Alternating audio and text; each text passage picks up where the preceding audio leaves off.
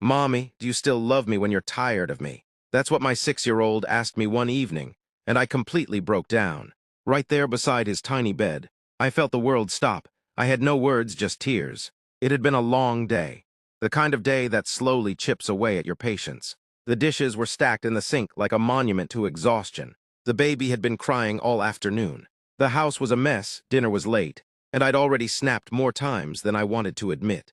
Earlier that day, he spilled his juice, nothing major, but I was already running on empty.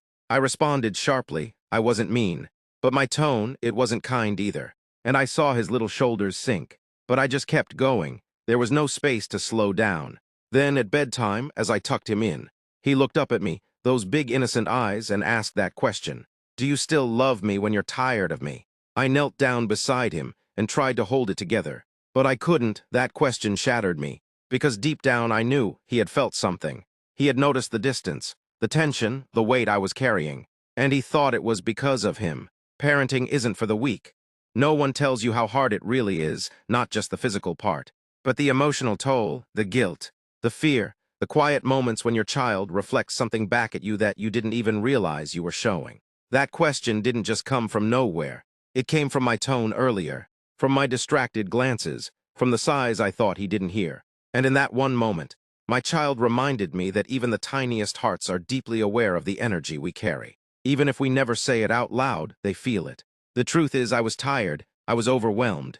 I was doing everything I could to hold the house together, keep up with work, manage meals, school runs, tantrums, and still try to be emotionally present. But that night reminded me, children don't need us to be perfect. They don't need the house to be spotless or the schedule to be flawless.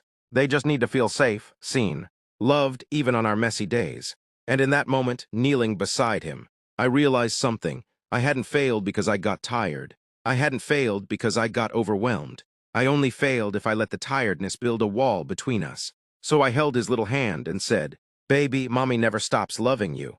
Not when she's tired, not when she's upset, not even when she makes mistakes. I love you always."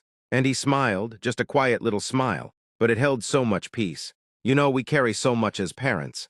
So much no one sees. The nights we cry in the shower. The mornings we force a smile through the fatigue. The moments we doubt ourselves, wondering if we're doing enough. We show up tired, emotionally drained, and still give everything we have. But moments like this, they pull us back. They remind us why we keep showing up. And maybe, just maybe, the best thing we can give our kids isn't perfection, it's honesty. It's letting them see us apologize. Letting them hear, "I'm sorry," when we mess up. Letting them know that love isn't based on behavior, it's based on connection. The next morning, I sat with him at breakfast and said, "I'm sorry Mommy seemed tired last night. It wasn't your fault. You are never a burden to me." He didn't say much, just nodded, and kept eating his cereal, but I know it mattered.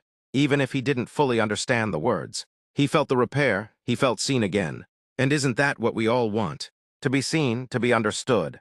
To know we're still loved even when we're not our best. So to every parent who's listening right now, if you've ever snapped, ever felt guilty, ever cried behind a closed door, ever wondered if you're ruining your child, I need you to hear this. You are not alone, you are not failing, you are human.